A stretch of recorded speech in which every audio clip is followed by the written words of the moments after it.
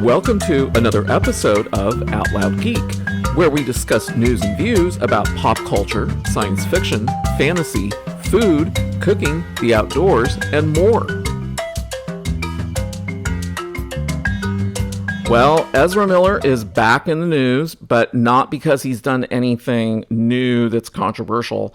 No, this is taking a look at what Warner Brothers might be planning to do with the film The Flash, which is supposed to open in theaters in just over a year in 2023. Warner Brothers has high hopes for The Flash. The upcoming comic book adventure, which completed production in 2021 and is scheduled to debut in theaters in 2023, has been extraordinarily well received in early test screenings, according to sources close to the movie. Given DC Films' rocky track record in fielding commercial hits, initial reception that The Flash could be a crowd-pleasing blockbuster is not only a relief, but a necessity to succeed at the box office. And at a time when superhero adaptations are largely populated by straight actors, Ezra Miller, who stars in The Flash and is non-binary and queer, feels like a refreshingly progressive choice to headline a big, all-audience summer movie. There's only one glaring issue. Miller can't seem to stay out of trouble. In recent months, the actor has been arrested or taken into custody on several occasions for harassment, disorderly conduct, and a traffic violation. Around the same time, two Hawaii residents filed a temporary restraining order against Miller after Miller allegedly broke into the couple's bedroom and tried to steal their passports and wallets. Though the restraining order was later dropped, Miller's continued behavior has prompted serious unease about people that Miller has endangered, as well as Miller's own health and well-being. Those incidents took place nearly 2 years after footage surfaced of Miller appearing to choke a woman outside a bar in Iceland. It's hardly the kind of attention that a studio wants for the star of a $200 million budgeted tentpole. Those eyebrow-raising events have led to speculation about Warner Brothers' plans for the blockbuster hopeful, which serves as the first solo film for Barry Allen, aka the Scarlet Speedster, aka The Flash. Would the studio actually replace Miller with another actor? Will it jettison the film to HBO Max in an attempt to limit potentially negative fanfare that could accompany the theatrical release? Or will Warner Brothers keep the movie in theaters on June 23rd, 2023 as planned?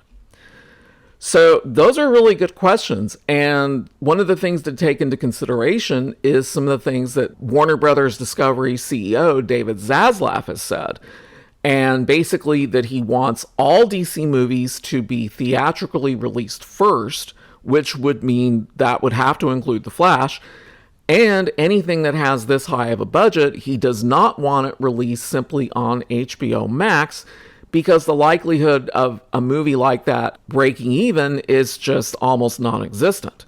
So, for financial reasons, I strongly believe that the movie is still going to be released in theaters. But what if Ezra Miller continues to cause problems? That's the really big question. Barring unforeseen developments, sources say, Warner's is barreling ahead with intention to give the superhero film the full blockbuster treatment. The Flash simply costs too much money to scrap the project entirely, and it likely will not generate the revenues needed to turn a profit without playing in theaters.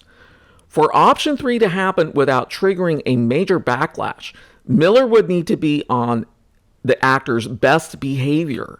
And that's a big question, because so far, Miller has been dogged by one controversy after another, leaving collaborators concerned about the actor's welfare, and they should be concerned. I have stated previously in other videos that he probably needs some sort of psychological counseling. The actor clearly has anger management issues, and those are not easy to resolve for anybody. Compounding matters, news broke on Wednesday that veteran film executives Michael DeLuca and Pamela Abdy are replacing Toby Emmerich as chairs of Warner Brothers Motion Picture Group. Any leadership changes at a studio puts the previous regime's film slate in limbo. With Warner Brothers Discovery CEO David Zaslav keeping a tight grip on cost controls at the company, the marketing spend for a movie as big as The Flash remains a question. So that actually came out in an article that was released yesterday, and I almost thought about doing a video on this. But when I saw this, all of everything going on with the jury coming back with a verdict in the Johnny Depp defamation trial against Amber Heard was coming out, so I didn't bother doing a separate video on this. But as I've said before, the blood continues to get shed over at Warner Brothers Discovery. David Zaslav continues to make a lot of big changes over there with the executives. And now it includes Toby Emmerich, who's been with Warner Brothers for a very, very long time. So it's going to be interesting to see what they decide. There are a myriad of directions that Warner Brothers could go, says Jeff Bach, a box office analyst with exhibitor relations.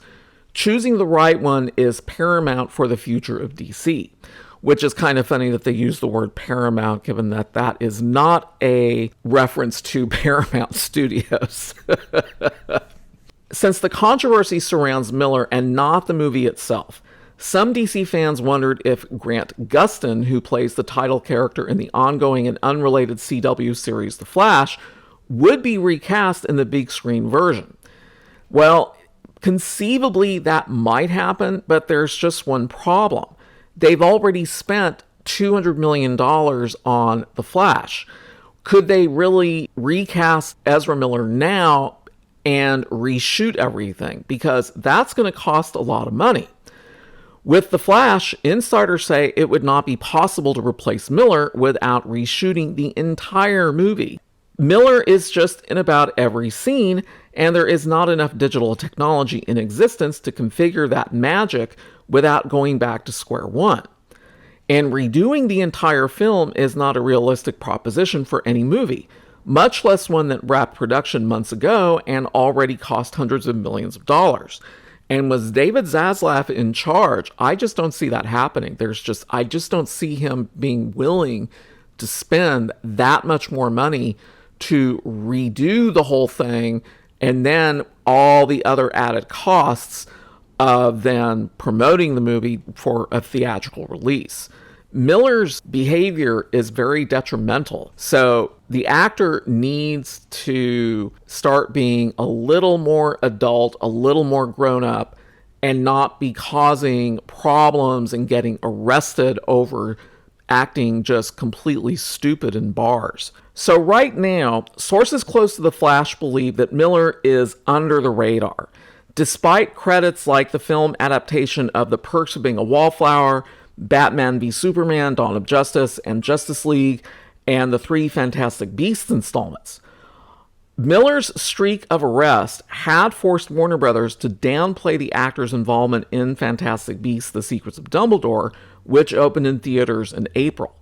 Now, given that the film did really poorly in theaters, his issues probably weren't as big of a problem for the film as the replacement of Johnny Depp or the controversial comments that J.K. Rowling has made on social media. So those two issues have probably had the bigger negative impact on the film, not so much Ezra Miller. So it's really difficult to say what they're going to do. And I'm still wondering how this is going to play out. Analysts have pointed out that with comic book heroes, the character itself is often a bigger star than the actor wearing the Lycra suit. The thing about superheroes is it doesn't really matter who is under the mask, Bach says. You can plug and play different actors in those roles. Though Miller's take on the character has appeared in several DC mashups like Justice League, Bach argues they're not the face of the Flash yet. In other words, Ezra is not Robert Downey Jr. as Iron Man. No, and that's certainly not the case.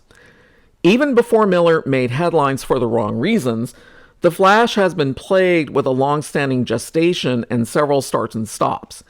In the time since Miller was cast in 2014, can you believe that? Several directors have come and gone, so it's not like this film hasn't had issues. Those behind-the-scenes headaches, as well as the coup, resulted in several release date delays. but the studio cannot indefinitely postpone The Flash. The new calendar slot in mid-2023 should, in theory, give Warner Brothers enough time to determine the best course of action. The way the studio sees it, The Flash is more than a standard superhero origin story. The movie, which begins as Barry Allen travels back in time to prevent his mother's murder, cracks open the DC multiverse, paving the way for Batmans from alternate realities, namely Keaton and Affleck, to overlap with Miller's spandex-clad hero. Just think of the potential sequels, spin-offs, and team-ups that could inspire. So in other words, they want to see the DC movie universe go the same route as Marvel's, because Marvel has really been able to capitalize on generating tons of movies, whereas DC really hasn't done anywhere as near the number of movies. So I can certainly see why The Flash is important in that aspect. The Flash gives Warner Brothers another viable contender on its mission to keep up with Disney's commercially unrivaled Marvel Cinematic Universe. DC has several properties on schedule in 2022 and beyond, including Shazam! Fury of the Gods, Aquaman 2, and DC League of Super Pets. Super Pets? But crossover events like The Flash have become especially exciting to fans, especially after 2018's Spider-Man Into the Spider-Verse successfully introduced to mainstream audiences the concept of the multiverse. And blockbuster ticket sales for 2021's Spider-Man No Way Home and 2022's Doctor Strange in the Multiverse of Madness confirmed that moviegoers really like the concept. Well, which is good for studios too, if they can take advantage of it. There's a timeline in which Miller does, in fact, get the actors act together, and The Flash is able to seamlessly open with charming critics and fans alike. Though Miller's behavior could certainly force Warner's to make The Flash a one-and-done project, it's not intended to be a one-off adventure. Despite it all, Warner Brothers remains enthusiastic about The Flash, believing the film to be one of DC's strongest theatrical efforts. In the meantime, the actor tasked with bringing The Flash to life on the big screen may be imperiling the future of the franchise and the studio's willingness to be in the Ezra Miller business. But there's reason to believe The Flash can keep running, even if Miller has to hang up the actor's shoes. So we're going to see how this plays out. I don't really know, and there's a lot of speculation. Miller might do a good job. The film could be very successful. And as long as Miller stays out of trouble and doesn't continue getting arrested, then there's a good chance that the movie could be a success. It's hard to say.